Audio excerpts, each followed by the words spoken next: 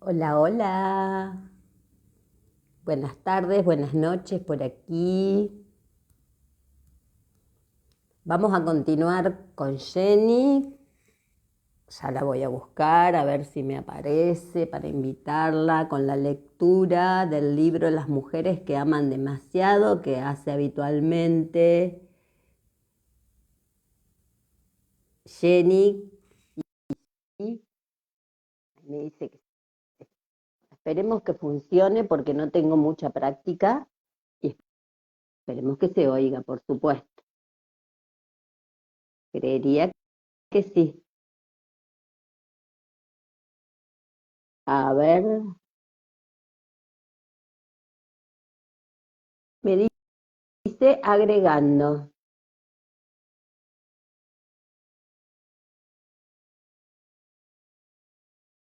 A ver qué pasa, porque yo nunca estuve en la lectura, así que eh, voy a acomodar bien el celular, agregando, agregando, creo que por ahí viene Jenny. Hola, hola, mi Silvia. ¿Cómo estás? Bien, mi Silvia, ¿y tú cómo estás? Bien, lo voy a poner más bajito porque me retumba. Eh, Ajá, Aquí a pedido de Yali, eh, vamos a continuar con la lectura. Y bueno, vos ya ujú. estás acostumbrada porque ya lo venís haciendo todos los miércoles con Jenny, así que me vas a Vale, tener que tener vale. paciencia. Ajá. No, pero antes Yali me tenía mucha paciencia a mí. Espero que me vaya mucho mejor en la lectura hoy, mi Sil. Y de Sí, todas cómo no. formas, siempre me da nervios. Ah, tranqui, tranqui, que estamos vos y yo nada más, Sí, así sí, que no hay sí. problema. Hola Tan bella, Mireya, Cintia. Bueno, tan después las bella, vamos a que se va saludar. uniendo. Después las vamos a Tan ir hermosa. saludando. Cele, Gaby, hola. Se escucha excelente. Bueno, eso es lo principal. Hola Gaby. Bueno, Qué alegría tenerlas a todas aquí acompañándonos así es. en esta hermosa lectura que a veces nos identificamos o tenemos una amiga de una amiga o bueno, nuestra madre o bueno, una tía o compañera de trabajo que ha pasado por esa situación, entonces es muy bueno verlas, ver Sí, las historias. ir viendo las situaciones, así Ajá. es. Bueno, Sí, y sí. como puse en el encabezamiento del video, este es el capítulo número 7 que se llama La Bella y la Bestia. Y Uh, dice, hay muchos hombres, dijo la Biblia, que son peores monstruos que tú, y yo te prefiero a pesar de tu aspecto. Eso es un comentario que hay al inicio y ujú. es de La Bella y la Bestia. Pero vamos Al a ir inicio del capítulo. directamente, claro, al inicio del capítulo después del título. ¿Te parece Ujú. que vayamos directamente a la lectura? Claro que sí, Misil. Ah, Bueno, Misil, entonces como hacíamos ya y yo, que una leía una un caso, página y la otra, ¿sí? claro, un caso cada uno, digamos. ¿Eh? Ajá. ¿Te Sí, pues parece? sí, puede ser, sí, claro que sí. Bueno, perfecto. Bueno, yo voy a comenzar. Bueno, mi Eh, Silvia. Dice Pam, 36 años, divorciada 2 veces, madre de 2 varones adolescentes. Crecí en un hogar infeliz y tenso. Mi padre había abandonado a mi madre antes de que yo naciera y ella se convirtió en lo que a mí me parecía una madre soltera. Nadie que yo conociera tenía padres divorciados y en el lugar donde vivíamos, una ciudad de clase media en los años 50, nos hacían sentir como la rareza que éramos. Ujú. Yo estudiaba mucho en la escuela y era una niña muy bonita, por eso los maestros me tenían cariño. Eso me ayudó mucho. Al menos en los estudios podía tener éxito. Llegué a ser la alumna perfecta. Saqué las mejores calificaciones en toda la escuela primaria. Al empezar la secundaria, la presión aumentó tanto que ya no podía concentrarme. Por eso mis calificaciones comenzaron a bajar, aunque nunca me atreví a fallar mucho. Siempre tuve la sensación de que mi madre estaba decepcionada conmigo y temía avergonzarla. Mi madre trabajaba como secretaria para mantenernos y ahora me doy cuenta de que estaba exhausta todo el tiempo. También tenía mucho orgullo y una profunda vergüenza, creo que por estar divorciada. Se sentía muy incómoda cuando otros niños venían a nuestra casa. Éramos pobres, nos costaba llegar a fin de mes y sin embargo teníamos una enorme necesidad de guardar las apariencias. Bueno, era más fácil hacerlo si la gente nunca veía dónde vivíamos. Por eso nuestra casa no era un lugar muy hospitalario, por no decir algo peor. Cuando mis amigas me invitaban a pasar la noche en su casa, mi madre siempre me decía, en realidad no quieren que vayas. Lo hacía en parte porque no quería tener que devolverles el favor e invitarlas a nuestra casa. Pero claro, que por entonces yo no sabía eso. Yo creía en lo que ella me decía, que yo no era alguien con quien la gente quisiera estar. Bueno, crecí creyendo que había algo muy malo en mí. No estaba segura de lo que era, pero tenía que ver con el hecho de no ser aceptable ni digna de cariño. En casa no había amor, solo deber. Lo peor era que nunca podíamos hablar de la mentira que estábamos viviendo. Cuando estábamos afuera tratábamos de parecer mejores de lo que éramos, más felices, más adinerados, más exitosos. La presión para hacerlo era muy intensa, pero era virtualmente tácita y yo nunca sentía que pudiera hacerlo bien. Tenía mucho miedo de que en cualquier momento se descubriera que yo no era tan buena como todos los demás. Si bien sabía vestirme bien y me iba bien en los estudios, siempre me sentí un fraude. Por adentro sabía que estaba llena de defectos. Si la gente me tenía cariño era porque los estaba engañando. Si me conocieran bien, se alejarían. Bueno, no sé si querés que hasta ahí comentemos algo o cuando termina el caso. Ah, pues como quieras, misil, aunque a mí se me vino a la mente algo, ¿Sí? que ¿Está bien? muchas veces, ay, pero justamente va a haber un partido hoy, un partido de fútbol, y están las personas con los pitos, que bueno, ojalá, ojalá, bueno. Está bien, Misil, tranqui. que muchas veces crecemos con esta falta de amor y esta baja autoestima y no nos creemos merecedoras del amor y como se siente esta niña que se creó un fraude y seguramente todo eso lo vivió fue desde su infancia, con su mamá, con su papá. Entonces, desde ahí, desde esa sensación de no me merezco nada, porque no valgo nada, porque soy un fraude, pues ya nos imaginaremos qué parejas puede uno llegar a tener, Atraer, ¿cierto? A claro, y traer. a tener.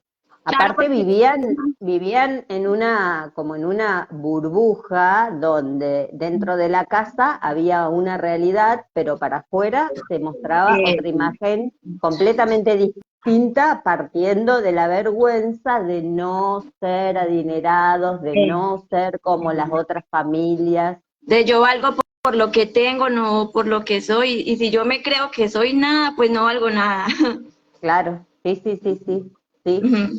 Bueno, seguimos. Supongo que Ajá. el hecho de crecer sin padre empeoró las cosas, porque nunca aprendí a relacionarme con los varones en forma recíproca. Eran animales exóticos, temibles y fascinantes al mismo tiempo. Mi madre nunca me habló mucho de mi padre, pero lo poco que decía me hacía sentir que no había motivos para enorgullecerse de él. Así que yo nunca hacía preguntas. Tenía miedo de lo que pudiera enterarme. A ella no le agradaban mucho los hombres e insinuaba que básicamente eran peligrosos, egoístas y que no había que confiar en ellos. Pero yo no podía evitarlo, me parecían fascinantes, empezando por los niñitos del jardín de infantes en mi primer día de escuela. Yo buscaba con ansia lo que faltaba en mi vida, pero no sabía qué era. Supongo que anhelaba tener una relación estrecha con alguien, dar afecto y recibirlo. Sabía que los hombres y las mujeres, maridos y esposas debían amarse, pero mi madre me decía, en forma sutil y no tan sutil, que los hombres no hacían felices a las mujeres, que las hacían desdichadas y que lo que hacían abandonándolas, fugándose con la mejor amiga de ellas o traicionándolas de alguna manera. Esa era la clase de historias que yo oía de mi madre cuando estaba creciendo. Tal vez decidí muy joven que encontraría a alguien que Tal vez decidí muy joven que encontraría a alguien que no se marchara, que no pudiera marcharse, quizás alguien a quien nadie más quisiera. Después creo que lo olvidé que había tomado esa decisión. Simplemente actuaba de acuerdo a él. Y bueno, claro, la madre venía con un montón de programas y condicionamientos que le iba transmitiendo a la hija en forma sutil y no tan sutil, que los hombres no hacían felices a las mujeres, que todas eran desdichadas, que las abandonaban yéndose con la mejor amiga y que siempre terminaba todo de alguna manera en una traición. Entonces esa chica creció en ese hogar totalmente disfuncional, sintiendo que, por un lado, el hombre estaba negado para ser valorado, pero ella sentía esa necesidad de ese complemento. Claro, sí, sí, sí.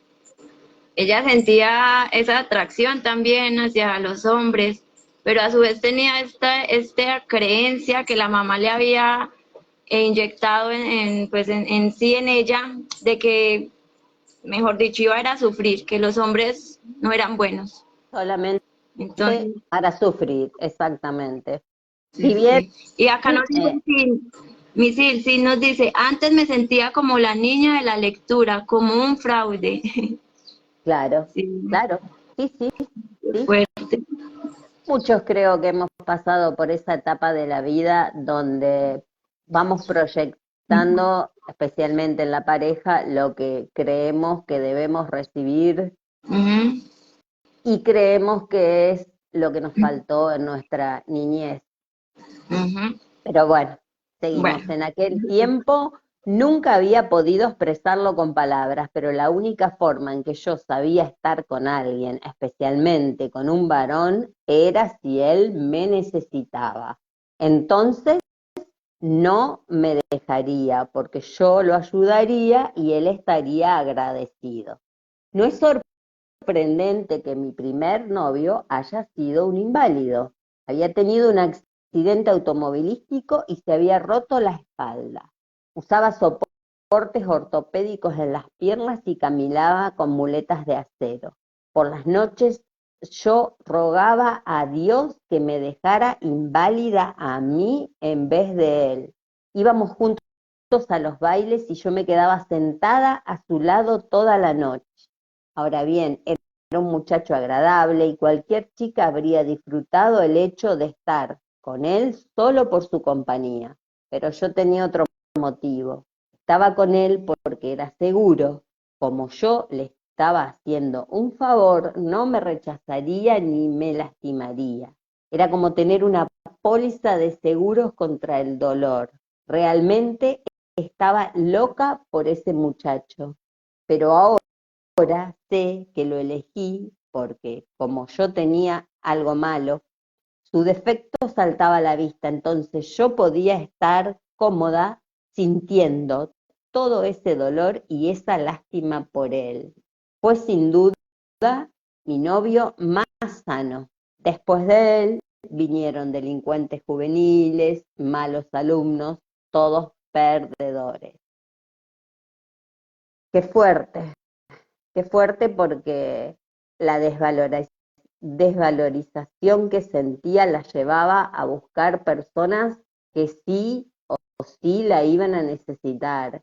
Y acá esto que dice que estar con una persona así era como tener una póliza de seguros contra el dolor, porque ella suponía que esa persona que tanto la necesitaba para la vida cotidiana nunca la iba a dejar por su condición justamente física. Exacto. Por su, como no se sentía merecedora de nada, que antes ella era la que tenía que dar para poder merecer algo. Entonces desde ahí vienen que muchas mujeres y hombres aguantan muchas situaciones fuertes, fuertes, porque ellas creen que no se merecen nada lindo, que así es como ella creció y así es como ella ha vivido y pues es lo conocido para esas personas. Por Y supuesto. para en algunos casos, muchas de nosotras nos hemos sentido así identificadas con esta niña y con este pensamiento y esta manera de ver el mundo tan normal, que lo normalizamos. Entonces, así podemos vivir muchos años. ¿Vos querés leer los comentarios? Claro que sí, mi Sid. Llegó también, bueno, acá nos dice Mireya Lexon, no sé. Por no tener padre presente en mi niñez, bueno, presenté en mi niñez buscar Buscaba. hombres adultos. Buscaba hombres adultos por parejas. Creo que buscaba un padre. Claro, esto es muy normal también. ¿Sí? Muy, muy, muy normal. ¿Sí? Toda la Sí. seguridad que nos debía dar nuestro padre, la salimos a buscar en la pareja. Por supuesto que con parejas que nos necesiten siempre para que no nos abandonen.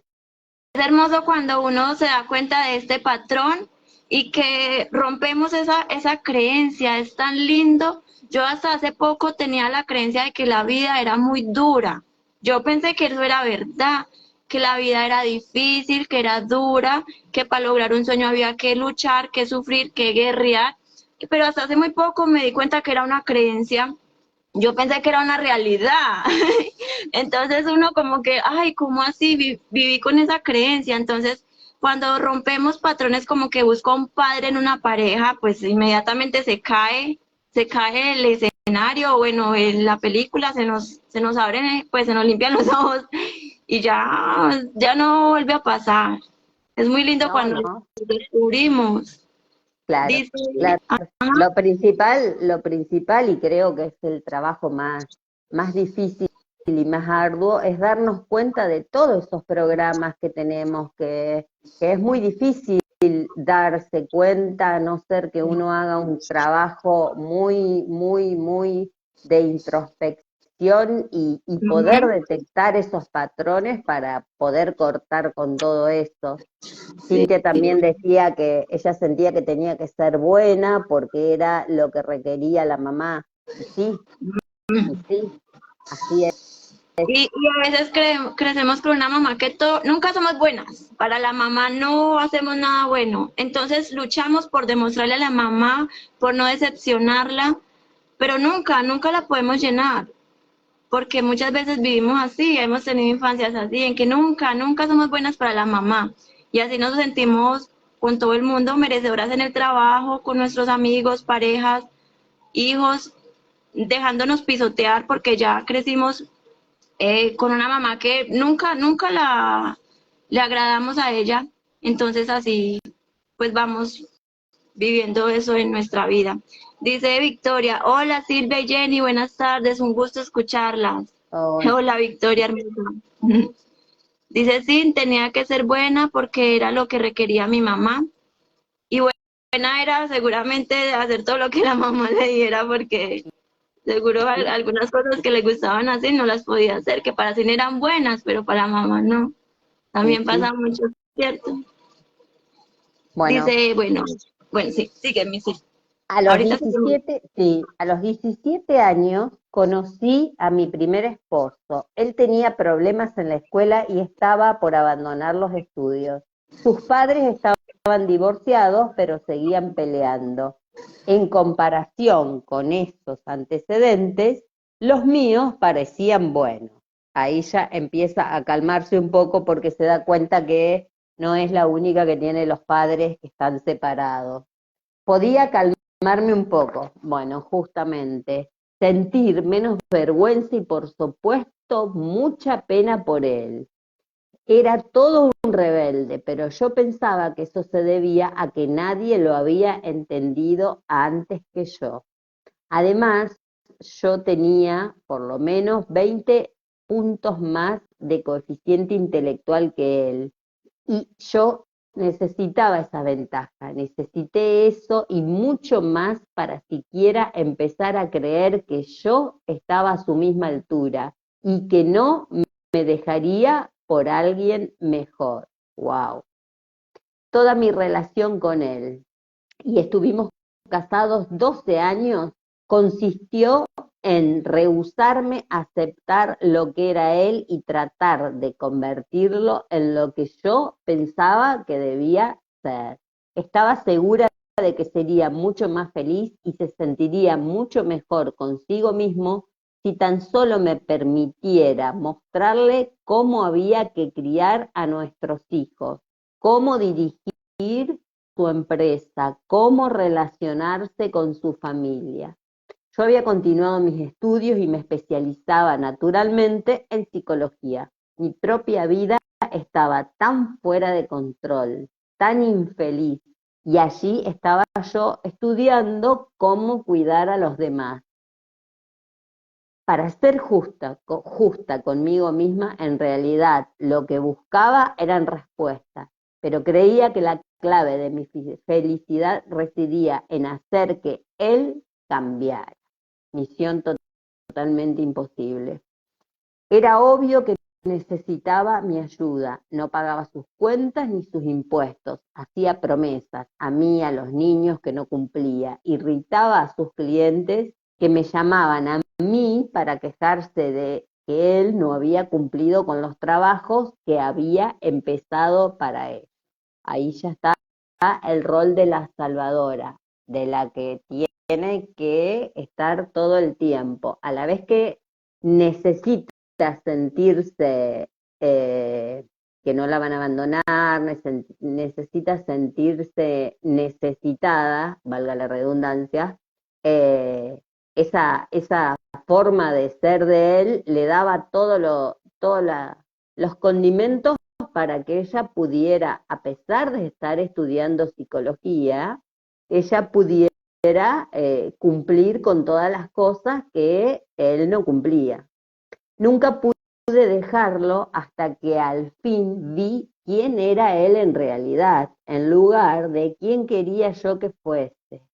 Pasé los últimos 3 meses de mi matrimonio simplemente observando, no dándole aquellos interminables sermones míos, sino callada y observando.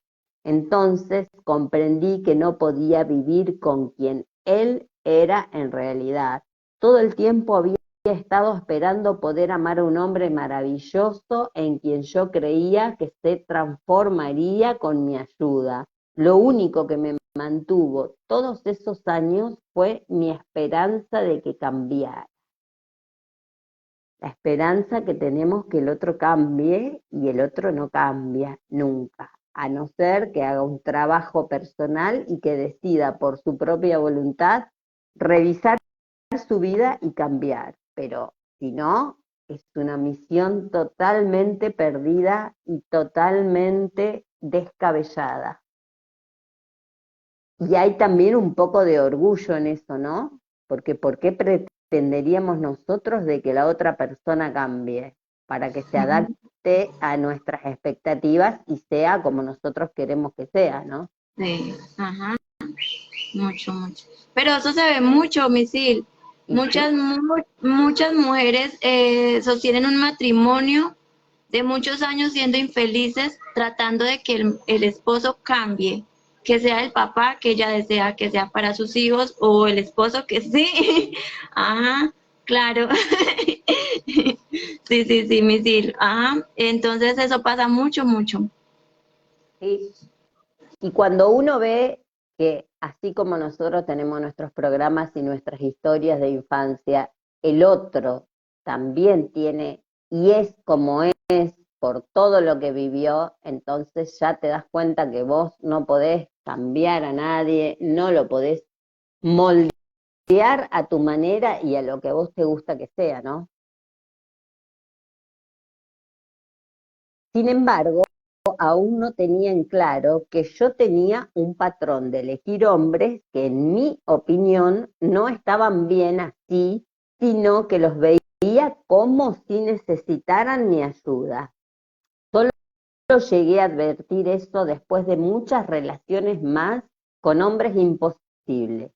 Uno era adicto a la hierba, otro era homosexual, otro era impotente y otro con quien finalmente tuve una larga relación, supuestamente tenía un matrimonio muy infeliz.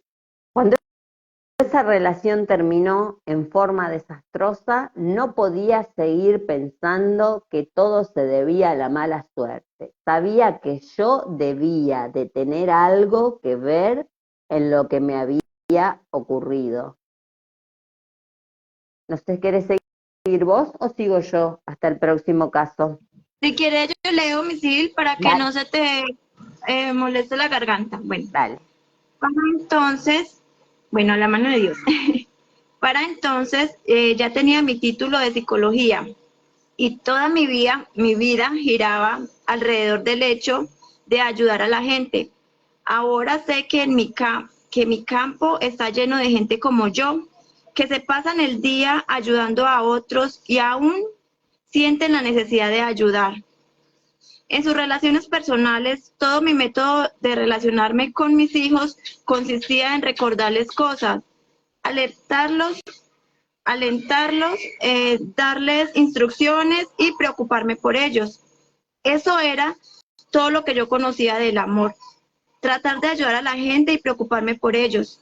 No tenía la menor idea de aceptar a los demás tal como eran. Tal vez porque nunca me había aceptado a mí mismo. No sé si se escucha bien porque mis Sí, sí, perritas empezaron. no ¿Sí? te Ah, bueno. preocupes, sí. Nala, Nala. Bueno, pues Nalita. Bueno. Entonces la vida me hizo un gran favor. Todo se desmoronó para mí. Cuando terminó mi romance con el hombre casado, mis dos hijos tenían problemas con la ley y mi salud estaba completamente agotada. Ya no podía seguir cuidando a todos los demás. Fue el agente judicial quien vigilaba a mi hijo, quien me dijo que era mejor que empezara a cuidar de mí misma y que de alguna manera logré hacerle caso. Después de todos estos años en psicología, fue él quien finalmente me convenció.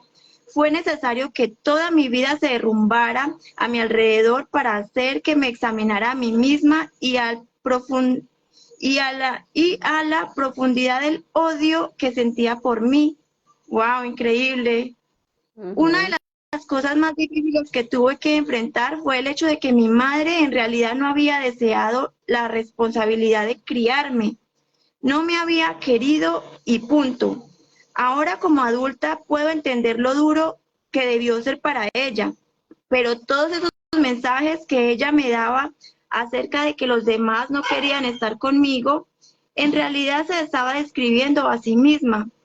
Y de esa niña, y de niña yo lo sabía en algún nivel, pero no podía enfrentarlo, supongo. Así que lo ignoraba. Muy pronto comencé a ignorar muchas cosas. No me permitía oír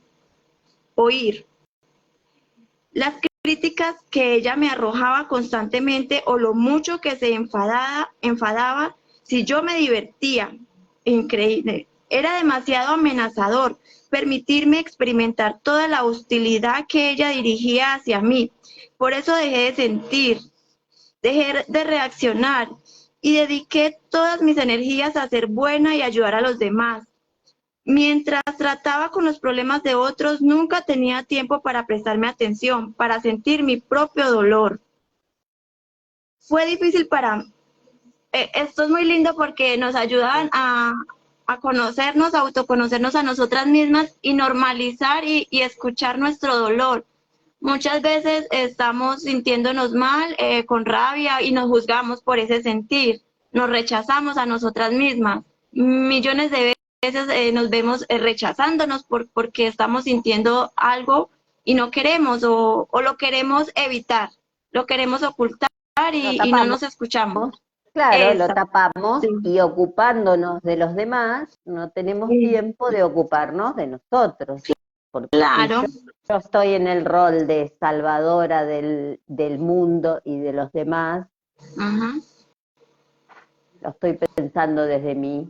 Si yo estoy en este rol de salvadora y de ayudadora 24/7, no tengo tiempo para ocuparme de mí, no tengo tiempo para ver lo que tengo que ponerme a ver en mí misma. Y cuando te das cuenta de que esas son todas estrategias para no mirarte vos, wow, Ajá. Sí, sí, sí, para huir. Bueno, ay, ahora es que ¿dónde quedé? quedaste Bueno, para sentir mi propio dolor. Fue difícil ya, para mi ajá, orgullo. sí, sí. Fue difícil para mi orgullo, pero ingresé a un grupo de autoayuda formado por mujeres que tenían problemas similares con los hombres. Era la clase de grupo que en general yo dirigía profesionalmente. Y allí estaba yo, como una humilde participante. Si bien mi ego se resintió, ese grupo me ayudó a ver mi necesidad de manejar y controlar a los demás y me ayudó a dejar de hacerlo. Comencé a curarme por dentro en lugar de ocuparme de los demás. A fin estaba ocupándome de mí misma y tenía mucho trabajo que hacer. Una vez que empecé a concentrarme en tratar de dejar de arreglar, entre comillas, a todos los que conocía, prácticamente tuve que dejar de hablar. Hacía mucho tiempo que todo lo que decía había sido para ayudar.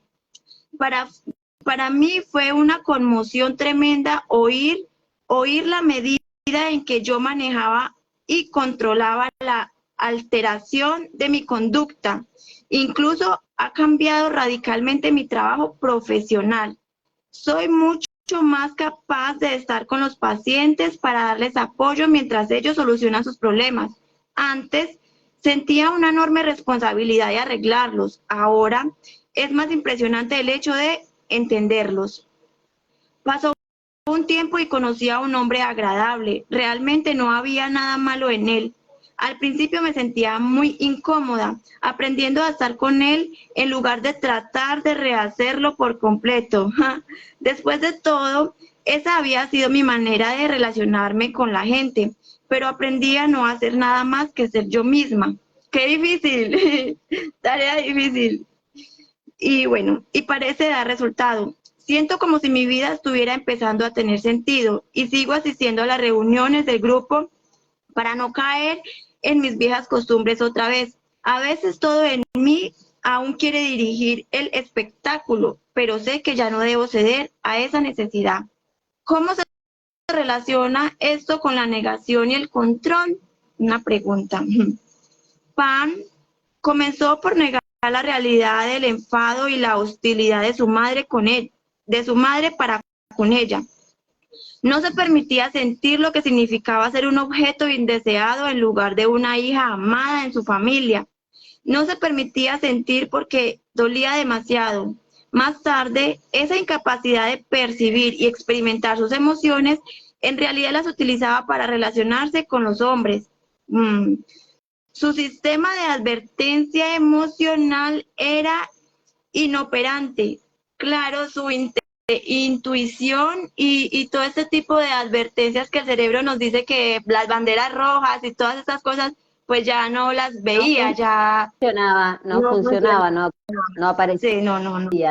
Ajá, era inoperable al comienzo de cada relación, debido al elevado desarrollo de la negación. como Pam no podía sentir cómo era emocionalmente estar con esos hombres, solo podría percibirlos como personas que necesitaban su comprensión y su ayuda. No veía como que esas alertas de que por aquí no me puedo meter porque voy a sufrir, Claro. pero lo veía más bien como por aquí me voy a meter porque lo voy a ayudar, lo puedo ayudar. Exactamente, exactamente. Y no fue hasta que ella empezó Ajá. a participar de este grupo, no como profesional dirigiendo el grupo, sino como una humilde participante Sí. más, que no se Ah, empezó a dar cuenta de todo esto, ¿no? Si bien sí. dice que a veces le saltaban todavía algunos destellos de esa sensación de ayudadora. Ajá, claro que sí. Ujú. Entonces que deben ayuda, ¿cierto?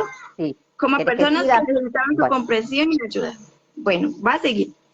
El patrón de Pan de desarrollar relaciones en las cuales su rol era comprender, alertar, alentar y mejorar a sus parejas es una fórmula muy utilizada por las mujeres que aman demasiado y por mejorar a sus parejas, perdón, de las mujeres que aman demasiado y por lo general produce exactamente lo contrario al resultado esperado. En lugar de un hombre agradecido y leal que está unido a ella por su devoción y su dependencia, una mujer así encuentra que pronto tiene un hombre que es cada vez más rebelde, resentido y crítico para con ella, por su propia necesidad de mantener su autonomía y su respeto de sí mismo. Él debe dejar de verla como la solución de todos sus problemas y verla, en cambio, como la fuente ay, de muchos de ellos, y si no, la mayoría.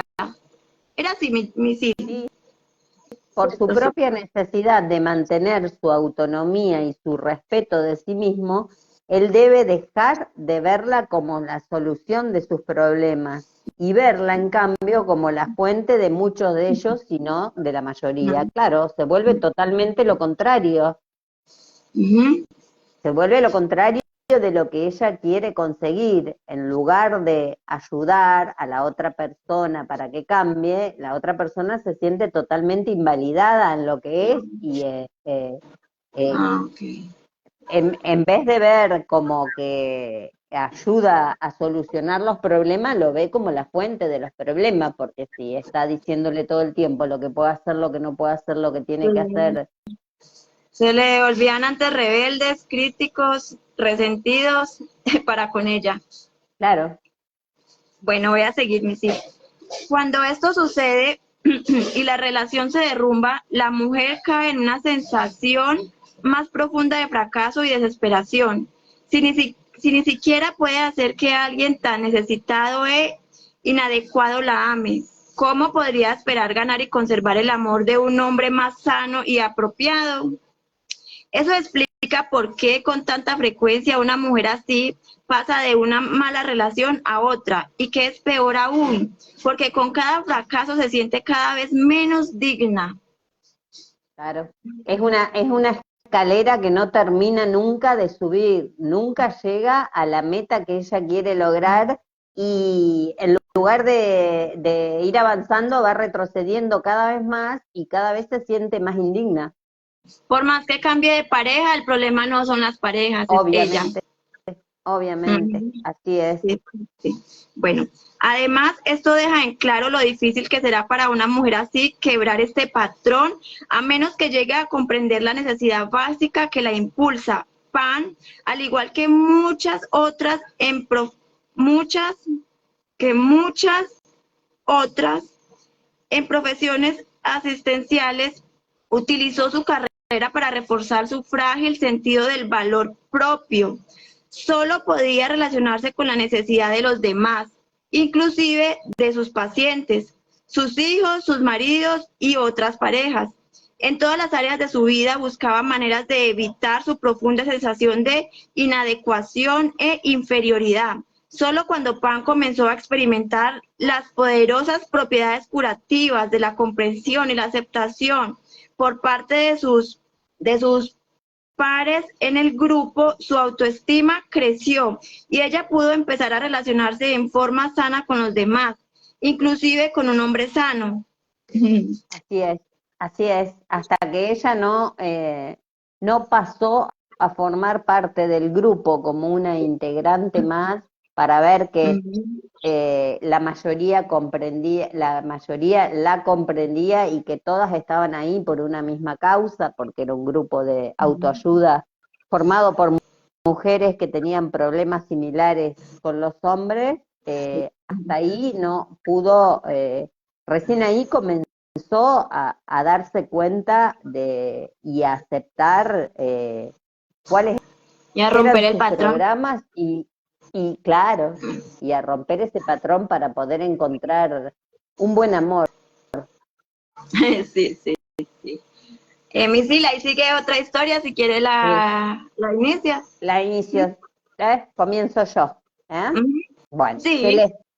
Celeste, 45 años, madre de 2 hijos que viven en el extranjero con su padre. En mi vida he estado quizás con más de 100 hombres y apuesto al recordar que cada uno de ellos tenía muchos años menos que yo, o era un experto embaucador o un dependiente de la droga o del alcohol, o era homosexual o loco. 100 hombres imposibles. ¿Cómo pude encontrarlos a todos?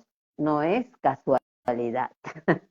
Mi padre era capellán en la Marina. Eso significa que en todas partes simulaba ser un hombre amable y bueno, pero en casa, donde no tenía que molestarse por ser nada que no fuera, era mezquino, exigente, crítico y egoísta. Él y mi madre pensaban que nosotros, sus hijos, existíamos para ayudarlo a representar su charada profesional.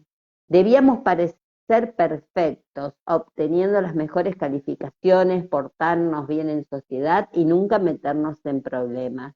Dado el ambiente que había en casa, eso era imposible. Se podía cortar la tensión con un cuchillo cuando mi padre estaba en casa. Él y mi madre no eran nada unidos. Ella estaba furiosa todo el tiempo. No peleaba con él en voz alta, sino que se quedaba callada, ardiendo de ira. Cada vez que mi padre hacía algo que ella le pedía, él lo hacía mal a propósito. Una vez había algo mal en la mesa del comedor y él la arregló con un clavo grande que arruinó toda la mesa. Todos aprendimos a dejarlo en paz. Cuando se retiró, estaba en casa todos los días y todas las noches sentado en su sillón ceñudo. No decía mucho, pero el solo hecho de que estuviera allí nos hacía la vida difícil a todos. Yo lo odiaba de verdad. Por entonces, yo no podía ver que él tenía problemas propios o que nosotros los teníamos, por la forma que reaccionábamos ante él y dejábamos que nos controlara con su presencia. Era una competencia continua. ¿Quién controlaría a quién? Y él siempre ganaba pasivamente. Bueno, hacía ya mucho tiempo que yo me había convertido en la rebelde de la familia.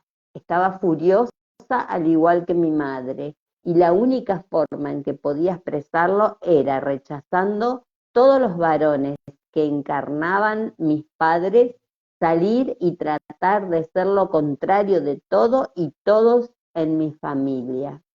Creo que lo que más me irritaba era el hecho de que fuera de casa parecíamos tan normales.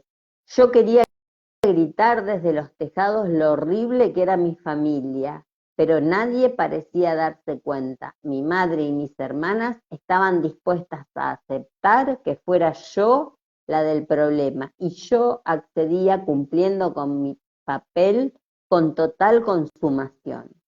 En la escuela secundaria inicié un periódico subterráneo que causó un gran alboroto. Después fui a la universidad y en cuanto tuve oportunidad salí del país.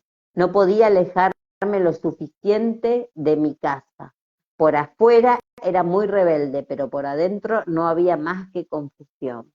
Mi primera experiencia sexual ocurrió cuando estaba en el Cuerpo de Paz, y no fue con otro voluntario, fue con un joven estudiante africano. Él estaba ansioso por aprender sobre Estados Unidos y yo me sentía como su tutora, más fuerte, más instruida, más mundana. El hecho de que yo fuera blanca y él negro causó muchas olas. A mí no me importaba, reforzaba mi imagen de mí misma como rebelde.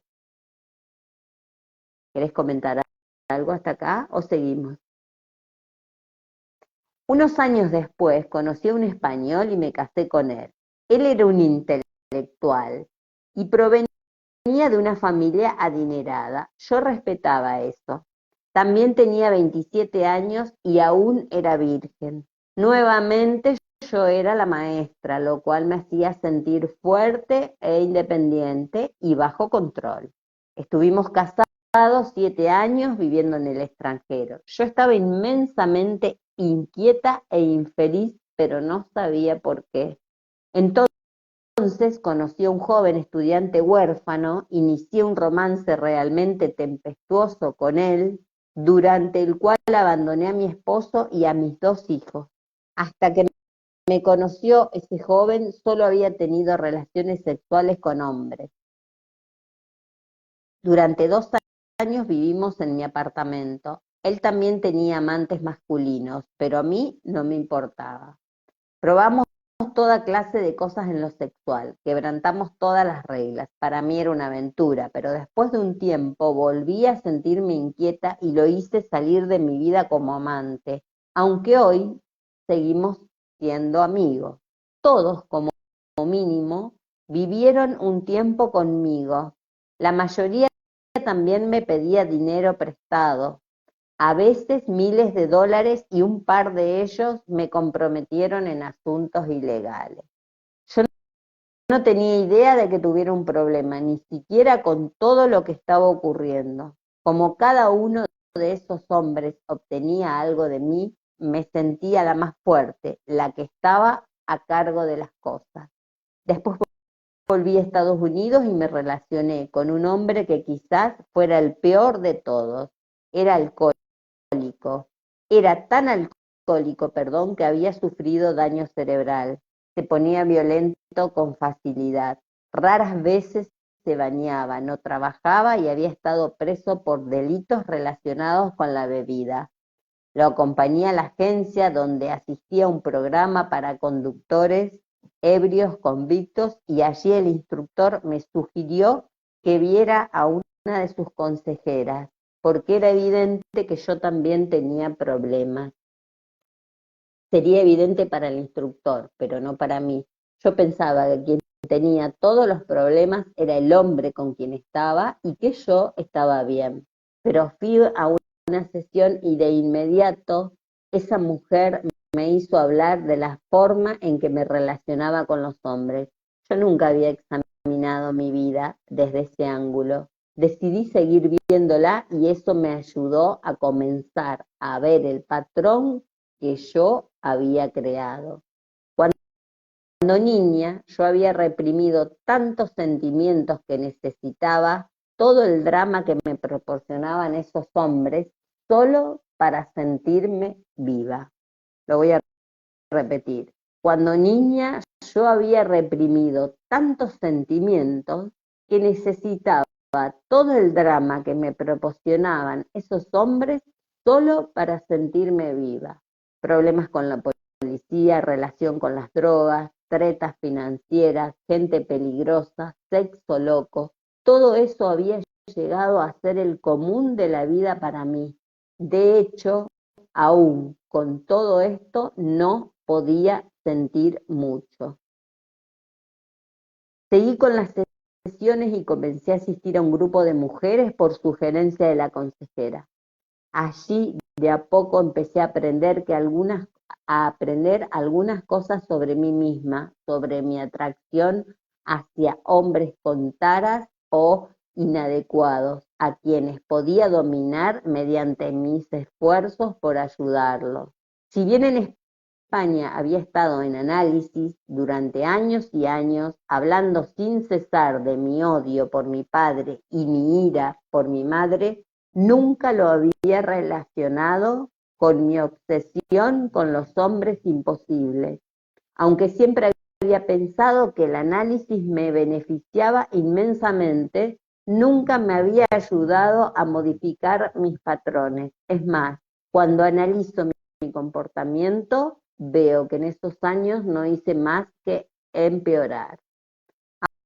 Ahora, con el asesoramiento del grupo, estoy comenzando a mejorar y mis relaciones con los hombres también son un poco más sanas. Hace poco tuve una relación con un diabético que no quería aplicarse insulina y yo estuve allí tratando de ayudarlo con sermones sobre el peligro de lo que hacía y con intentos de mejorar su autoestima.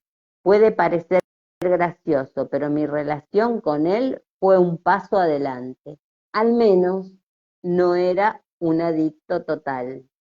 Aún así yo estaba practicando mi rol conocido de mujer fuerte a cargo del bienestar de un hombre.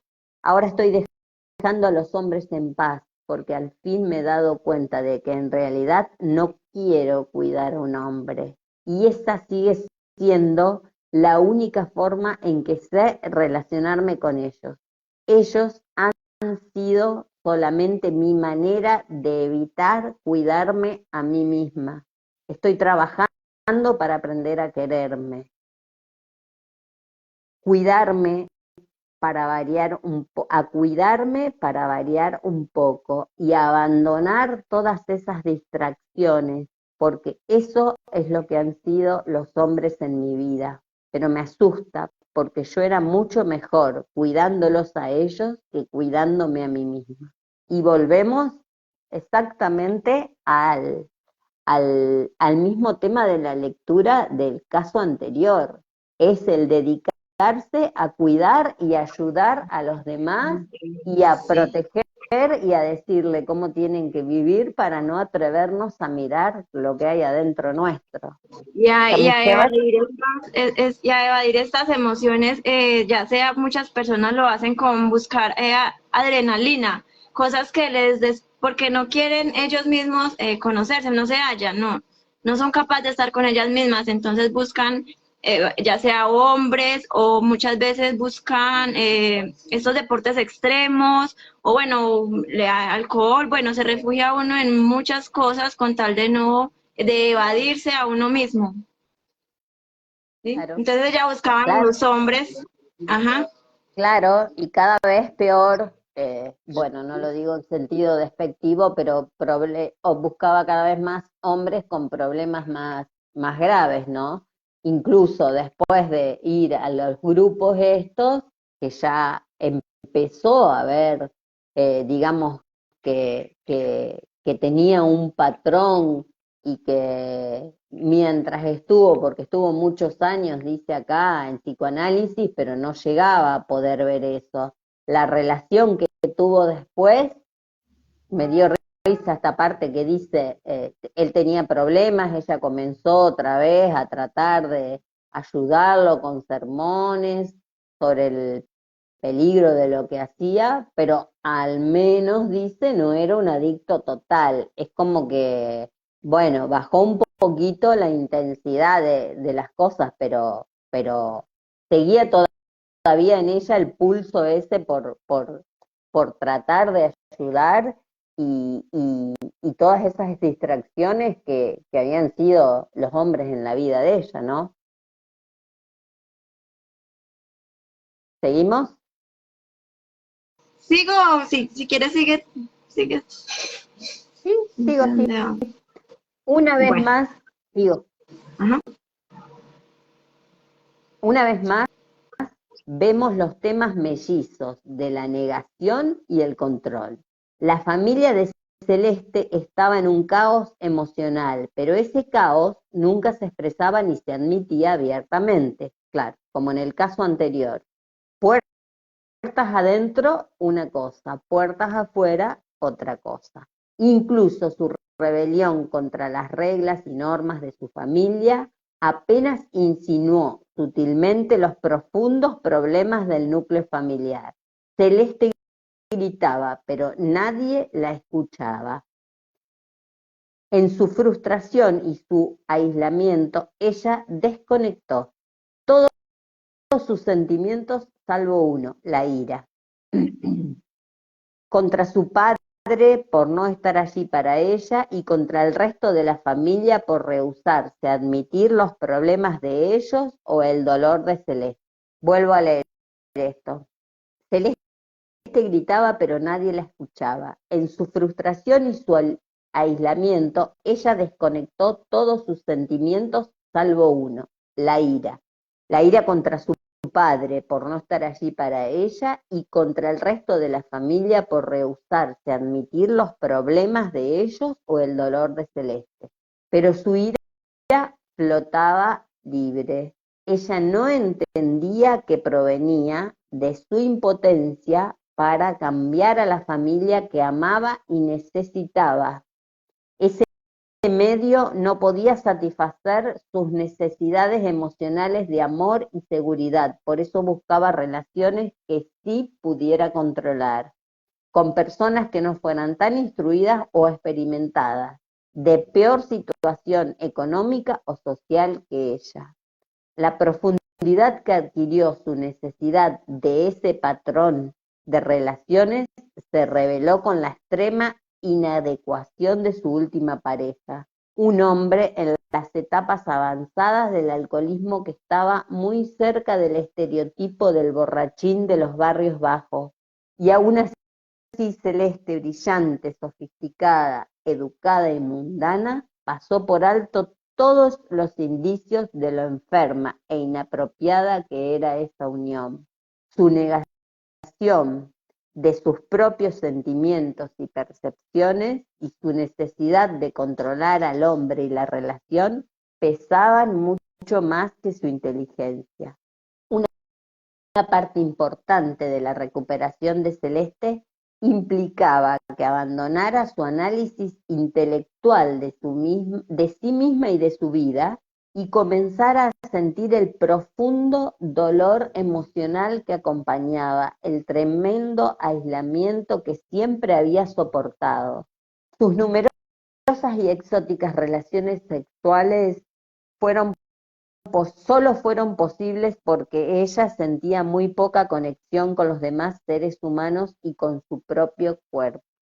En efecto, esas relaciones en realidad evitaban que ella tuviera que arriesgarse a una relación verdaderamente estrecha con los demás. El drama y la excitación sustituían la amenazadora intensidad de la intimidad.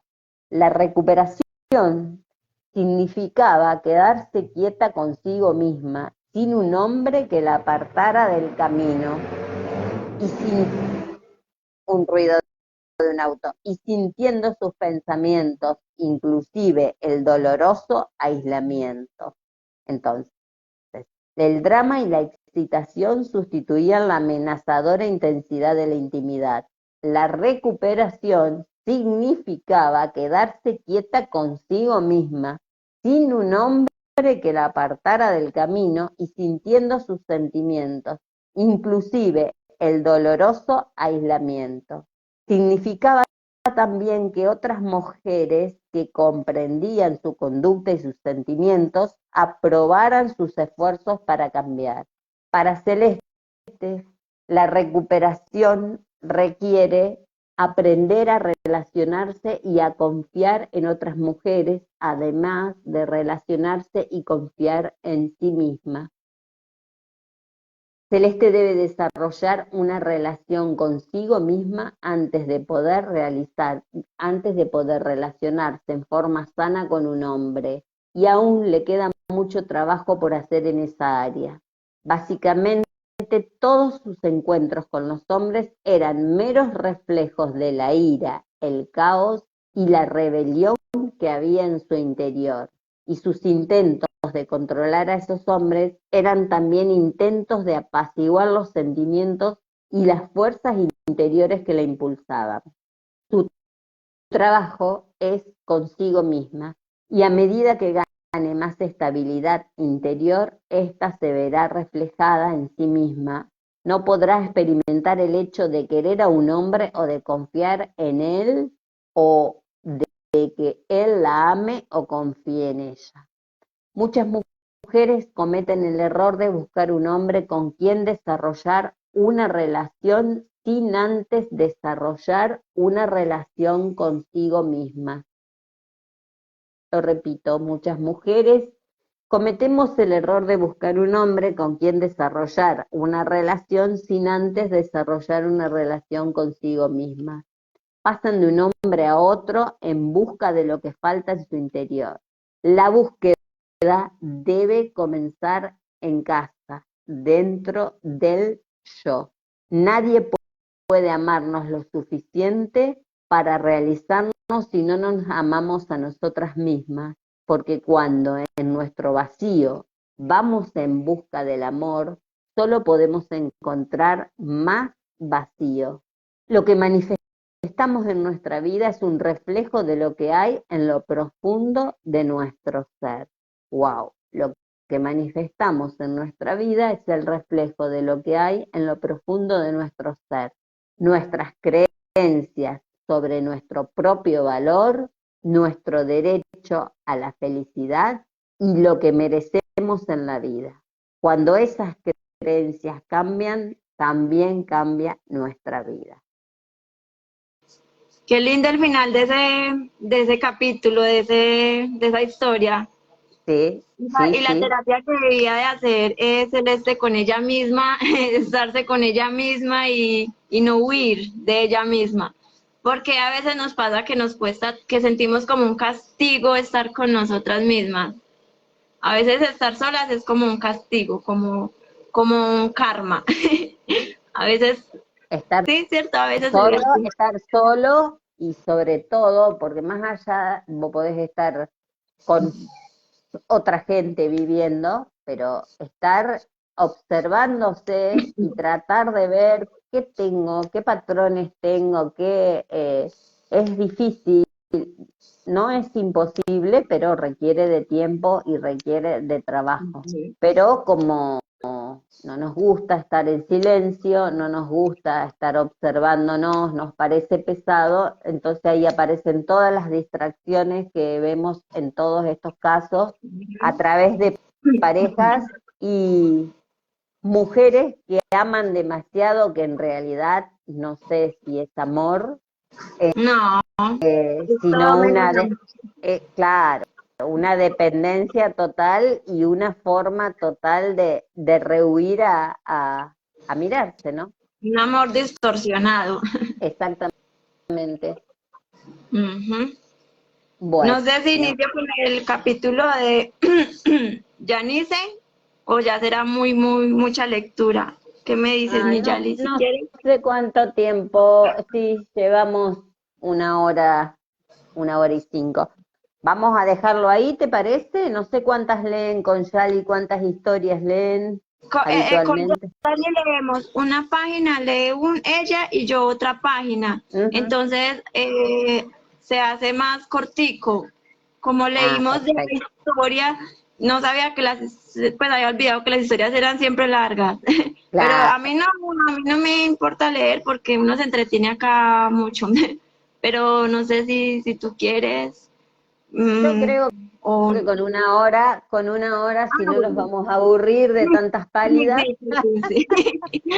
Dice Cintia, gracias chicas, esta lectura estuvo linda, gracias por estar. Huguito, gracias. Bueno, Viri, Indiananda, muchas gracias.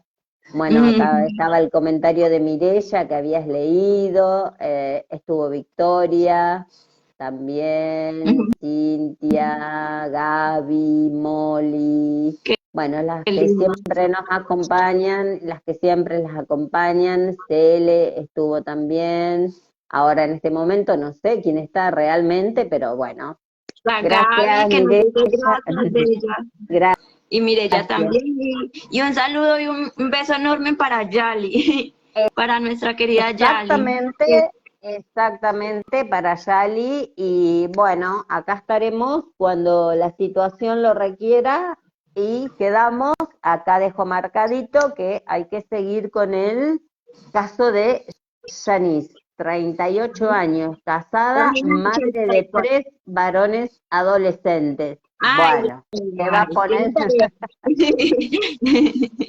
Tiene tarea la chica. Ay, muchísimas gracias, Exactamente. Silvia. Gracias por el acompañamiento y por tu linda intención de ir, sacar el libro y estar aquí acompañándonos. Gracias, Sí, gracias, gracias. no, les vamos a contar a las chicas que no lo hicimos en el horario habitual porque yo no lo tenía el libro y lo mandé a imprimir y me dijeron que vaya después de las 16:30 horario de Colombia, que acá eran 18:30, así que por eso hicimos la lectura Las 6 horas de Colombia. una hora más tarde, claro, Una hora creo más que tarde. no, 2 horas más tarde hicimos la lectura por eso, pero bueno, la semana que viene, si me toca estar acá otra vez, ya la vamos a volver a hacer en los horarios que Jenny pueda también, así que Ay, gracias. estamos No, muchísimas en gracias. contacto. No, gracias a ustedes, gracias a vos y gracias a Yali y a todos los que nos estuvieron acompañando.